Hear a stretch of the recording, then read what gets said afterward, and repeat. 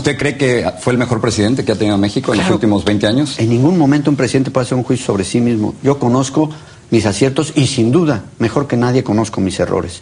Los he reconocido en mi libro, los reconocí siendo presidente, Jorge, y para el tamaño de los retos de México, no importa lo que se haga, nunca será suficiente para trabajar más a favor de los mexicanos. Pero aquí hay algunas de las críticas. Cuando usted deja la presidencia, millones de mexicanos pierden sus ahorros, pierden sus casas, pierden sus trabajos. Usted le echa la culpa a Ernesto Zedillo, a su gobierno, pero en parte ¿no es usted también responsable de eso? Yo he señalado, Jorge, que cuando un presidente termina, deja activos y pasivos, ¿sí? Nosotros dejamos en un año muy difícil, 1994, que empezó el 1 de enero con el levantamiento del EZL en Chiapas, después la trágica muerte de Luis Donaldo Colosio, nuestro candidato a la presidencia de la República, y la de José Francisco Ruiz Massieu. Y en el Inter, una elección presidencial ejemplar en la historia de México. Pero usted se está quitando de culpa de lo que ocurrió. Al contrario, yo dije que había una serie de problemas, nada más que ellos, con esas decisiones fatídicas de diciembre y las siguientes, convirtieron un problema en una crisis, y esa es la diferencia. Usted dice ellos, se refiere a Ernesto Zedillo de su gobierno. Sí. Pero usted escoge a Ernesto Zedillo, señor Salinas. Fue una circunstancia dramática a la muerte de Luis Donaldo Colosio en marzo de 1994, cuando en esas horas aciagas, de enorme dolor personal y de una consternación nacional, el PRI tuvo que seleccionar un candidato sustituto. Sí, pero fue usted. O sea, yo creo que ahora ya podemos decir que era usted quien escogió a Zedillo. Pero, hombre, escogió usted a Colosio. Era una decisión en la cual el presidente de la República, que provenía del PRI, tiene una gran influencia sobre el partido, pero se hablaba, se negociaba y se consensuaba con las fuerzas del partido. Eso siempre se hizo. Si usted no hubiera querido Zedillo, no sale presidente. Pero si el PRI se hubiera resistido, tampoco, ¿eh? Y sin embargo, quien escogió al candidato para que fuera presidente fue el voto de los mexicanos en la elección de agosto de 1994. Pero usted me dijo que tenía dudas sobre esa elección. Lo que le quería decir es lo siguiente. Usted critica entonces a Zedillo. ¿No será porque Zedillo manda a arrestar a su hermano Raúl? O sea, es decir, ¿no hay razones personales en todo esto?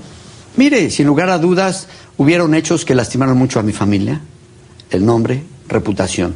Pero con el tiempo se van decantando. En el libro al que usted hace referencia, el de la década perdida, hay todo un capítulo sobre cómo se utilizaron en México en esa época a las procuradurías para las agendas políticas y en algunos casos hasta para las persecuciones personales. Porque acusan a su hermano Raúl de ser el autor intelectual del asesinato de José Francisco Ruiz Massieu y también de haber recibido dinero del narcotráfico. Y los hechos que han demostrado que ambas acusaciones fueron fabricadas. Ya los tribunales en México y en los tribunales de más alta jerarquía integrados por 3 magistrados exoneraron a mi hermano y después de 10 años de injusto encarcelamiento dijeron, es usted inocente, váyase a su casa. Sigamos hablando de Raúl. Usted habla en su libro de que en México, después de su presidencia, hay muchísima impunidad. Pero ¿no es acaso impunidad que su hermano Raúl se haya enriquecido abiertamente durante su presidencia, señor Salinas? Mire, Jorge, él está ahorita sujeto todavía a un proceso de lo que se llama enriquecimiento inexplicable. Esperemos que el proceso concluya para ver si lo que se afirma y se promovió en los medios desde las esferas del gobierno se sostienen los hechos o también fue una fabricación. La Procuraduría General de la República informó que Raúl tenía 123 propiedades, 37 en el extranjero, 86 en México.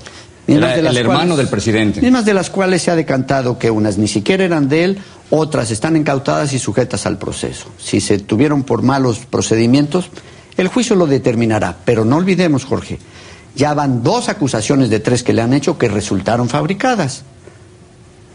¿No le parece a usted que es un récord bastante deplorable para la Procuración de Justicia en esas épocas? Pero ¿no le parece a usted que hay algo muy raro cuando su propio hermano tiene documentación falsa, tiene pasaportes falsos? Efectivamente, y ese es un hecho por el cual fue sancionado. Pero eso sugiere que hay malos manejos. O sea, si no, ¿para qué quiere un pasaporte falso? ¿Para qué quiere una identificación falsa? Y así lo ha explicado en sus propias testificaciones, lo reconoció y lo castigaron por eso. Y me pareció muy bien que lo castigaran además. Pero aquí es el asunto de si su hermano se aprovechó de su nombre durante su presidencia. En el periódico Reforma, después de que usted publicó su libro, hay varias personas que han enviado sus escritos y sus opiniones. Tengo 2. Y hay como un resentimiento y odio a su familia, y se lo quiero presentar. Jacobo Nettel dice lo siguiente: es inconcebible que alguien que ha sido autoritario, dictatorial, represivo, vengativo, ineficiente y con una fortuna fuera de toda explicación se atreve a escribir como lo hace, y dice que hubo un saqueo desmedido en el sexenio salinista.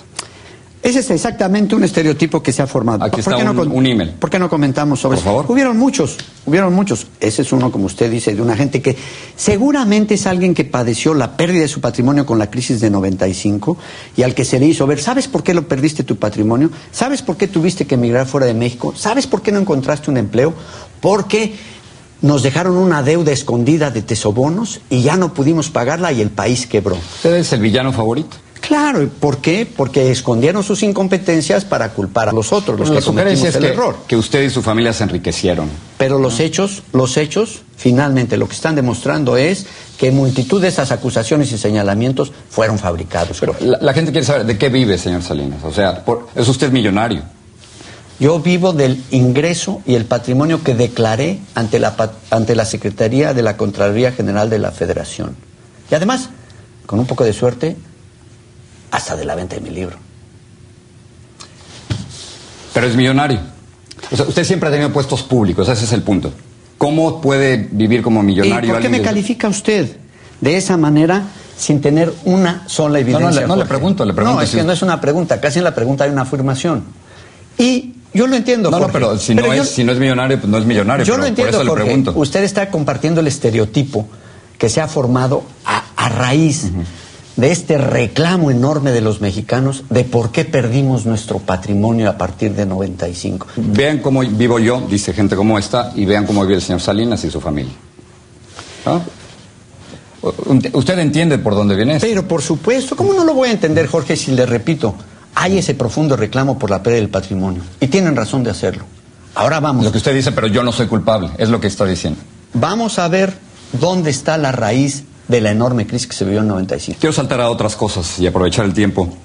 Usted dice, ya lo aprovechó bastante bien. Usted dice en su libro que después de su presidencia, la libertad de prensa en México decreció. Pero en su gobierno censuraban, señor Salinas. Los periodistas que lo criticaban a usted perdían su trabajo. Había línea desde Los Pinos de decir qué decir y qué no decir. Pues me gustaría que revisara la lista de críticas. ¿Le podría yo dar unos listados así por mes de quienes criticaban el gobierno y lo siguen criticando, Jorge? Pero no me va a decir que no había censura. Su gente de prensa hablaba a los medios, decía hoy por aquí va la cosa y hoy por aquí va. No. En cualquier lugar del mundo, el responsable de prensa de la oficina del presidente, por supuesto que habla con los medios y busca, ¿cómo le llaman ahora? Ustedes, los de los medios, spin. Sí, poner su influencia, presión, etcétera. Bueno, se hace en cualquier lado. Lo estamos viendo aquí en Estados Unidos, lo vemos en Entonces, ¿no había censura en su gobierno? No, lo que había, sin lugar a dudas, era una manera en que buscábamos transmitir mejor nuestro mensaje. Y lo lograban, ¿no? Bueno. Pero decir que había libertad de expresión en su gobierno con tantas presiones que había los medios, señor Salinas. Nunca conocí que usted hiciera una entrevista que se le censurara. Porque yo estaba en el exterior, yo estaba en los Estados Unidos, pero los medios de prensa en México les costaba mucho trabajo. Pero si usted también transmitía desde México. Por eso, pero yo trabajaba y era siempre bienvenido. Yo sé, pero trabajo para una empresa extranjera. Qué bueno que reconozca que ya sabe. No, eso, yo reconozco que jamás me pidió una pregunta, jamás pidió un tema por adelantado y las entrevistas fueron abiertas. Qué pero bueno, Jorge. En mi caso, como periodista extranjero, pero los periodistas en México vivían... Pero si usted no es periodista extranjero, usted es periodista mexicano. Soy mexicano, pero trabajaba... A mucho orgullo nuestro. Y trabajo para una empresa extranjera. Otro punto más. Que desafortunadamente no fue mexicana. Otro punto más. Usted dice, y lo cito textualmente, que en México, después de su presidencia, hubo una devaluación sin precedente de la política exterior. Pero, ¿cómo puede usted decir esto cuando usted después se va a esconder a Cuba? Una dictadura. Jorge, yo viajé mucho después de mi presidencia a distintos países. En primer lugar a los Estados Unidos. En segundo lugar a Canadá. También visité Cuba, estuve también en Irlanda, estuve en otros países de Europa. Qué curioso que digan que era un exilio cuando en las democracias no existen los exilios. No, sencillamente se fue de México. Era un momento muy difícil para usted y se fue de México. Pero por supuesto, Jorge, si tenían de rehén a mi hermano con una acusación fabricada dentro de la cárcel. Vamos, Jorge, y además estaba persiguiendo a mis ex colaboradores, se les hacían citatorios judiciales. Usted lo recuerda muy bien. Sí lo estaban persiguiendo. ¿Usted sentía que lo estaban persiguiendo a usted? ¿Cómo? Había una persecución contra ex colaboradores, contra familiares, pero sobre todo, Jorge, había la necesidad en esos momentos de crisis económica de ver a quién le echaban la culpa frente al válido enojo de los mexicanos por la crisis tremenda en la que los habían metido. Pero veo que no quiere hacer un juicio sobre Cuba. O sea, usted está agradecido porque lo cuidaron. ¿Cuidar de qué, Jorge?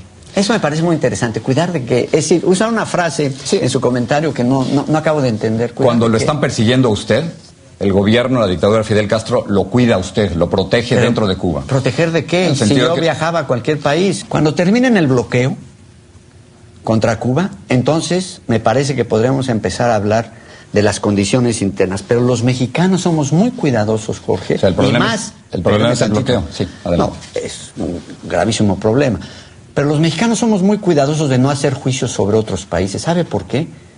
Porque hemos padecido tanto en México la intervención extranjera que no queremos que se repita y por lo tanto no queremos repetirla en otros países. Y sí, Jorge, como expresidente de México, soy muy cuidadoso de no estar haciendo juicios sobre otro país.